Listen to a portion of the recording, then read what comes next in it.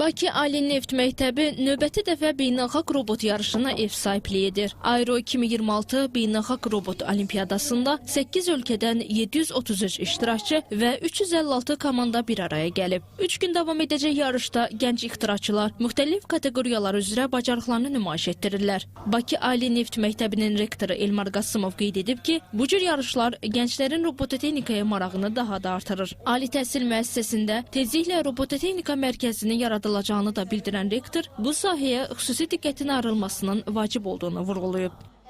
Robot olimpiyadası artıq ölkəmizdə 2-ci ildir keçirilir və bu olimpiyadanın qalibləri Yaponiyada keçirilən final yarışda iştirak etmək hüququ qazanırlar.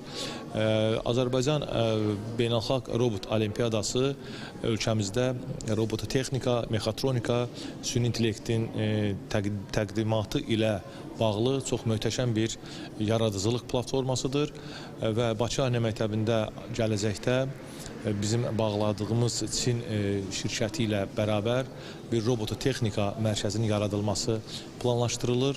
Bu robototexnika mərkəzinin əsas funksiyası müəllimlərin təlimləri, müəllimlərimizin bu şirkətlərdə təlimlərini təşkil etmək, onlar isə öz bilik bacarıqlarını tələbələrimizə və gələcək şagirdlərimizə təqdim etməkdir və onları bu istiqamətdə inkişaf etdirməkdir. Tədbir çərçivəsində Bakı Ali Neft Məktəbi, Xport AZ və Çinin Yushu Technology şirkəti arasında əməkdaşlıq memorandumu imzalanıb. Sənəd əsasən Bakı Ali Neft Məktəbində ən müasir süni intellekt və robototexnika laboratoriyalarının qurulması, tələbələrə qlobal innovativ həllərin gətirilməsi və elmi araşdırmaların birgə inkişafını nəzərdə tutur. Bizdən isə almışa bakalım. Ümumi olaraq ixtisasımı nəzərə alanda robotexnikaya olan marağımı gördüm bu ilin başlanğıcında. Daha sonra bu sahədə müəyyən özlərimdə self-study hazırlaşdım. Sonrasında bu yarışdan xəbərdar olduğumuzda yarış üçün komandamızla müraciət etdik. Uğurlu oldu. İxtisasım robotexnika, avtomatlaşdırma yönümlüdür və dünya da artıq o istiqamət üzrə gedir. Bu maraqlı bir yarışdır.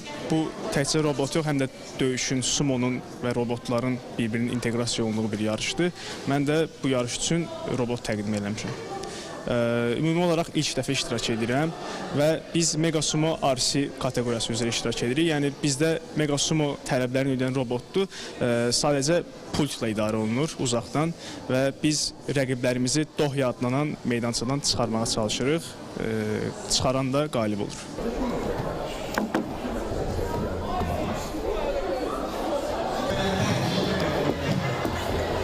Qeyd edək ki, qaliblər medal, diplom və müxtəlif mükafatlarla təltif olunacaqlar. Mega Sumo, Mini Sumo və Mini Sumo Kids kateqoriyalarında qalib gələnlər isə Yaponiya, Rumıniya və Yunanistanda keçiriləcək beynəlxalq yarışlarda Azərbaycanı təmsil etmək hüququ qazanacaqlar.